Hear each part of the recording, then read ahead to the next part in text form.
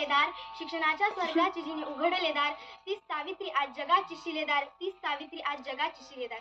सावित्रीबाईंचा जन्म झाला, त्या शिकल्या. हे वाचायला बोलायला खूप सोपं आहे हो, परंतु सावित्रीबाई ज्या परिस्थितीमध्ये शिकल्या, सावित्रीबाईंनी हे सगळं ज्या परिस्थितीमध्ये केलं, त्या परिस्थितीचा आपण जर आढावा घेतला तर खऱ्या अर्थाने सावित्री म्हणजे कोण होती?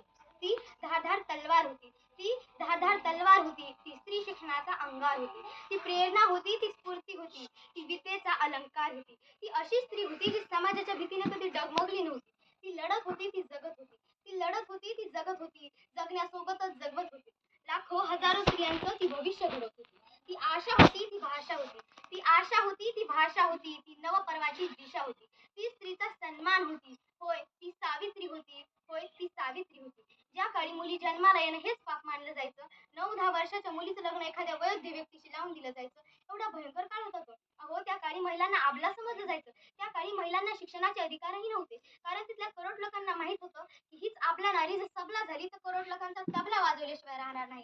अशा या सावित्रीबाईंचा जन्म 3 जानेवारी 1831 मध्ये सातारा जिल्ह्यातील नायगाव या गावी झाला. त्यांच्या आईचे नाव लक्ष्मीबाई तर वडिलांचे नाव खंडोजी नेवासे पाटील हे होते. त्यांचा विवाह अवघ्या 9व्या वर्षी क्रांतीसूर्य महात्मा ज्योतिबा फुले यांच्याशी झाला. त्यामुळे त्या निरक्षर होत्या. लग्नानंतर ज्योतिबांनी त्यांना लिहायला वाचायला शिकवले, पण त्या काळी महिलांनी शिकणे महापाप समजले जायचे. पण जिद्दी सावित्रीबाईंनी यास न जुमानता शिक्षण घेतले. स्त्रियांच्या शिक्षणाची खरी सावित्री तूच कैवारी, स्त्रियांच्या शिक्षणाची खरी सावित्री तूच कैवारी. तुझ्यामुळे शिकते आहे आज प्रत्येक नारी, तुझ्यामुळे शिकते आहे आज प्रत्येक नारी. महात्मा फुलेंनी व सावित्रीबाईंनी 1848 मध्ये पुण्यातील बुधवार पेठेत मुलींची पहिली शाळा काढली. त्यांच्या क्रांतिकारी विचारांना अनेकांनी विरोध केला, पण सावित्रीबाई मुळीच घाबरल्या नाहीत.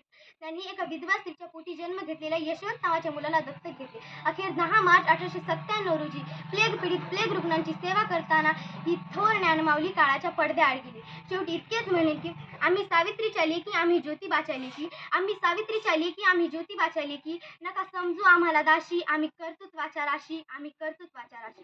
जय हिंद, जय हिंद.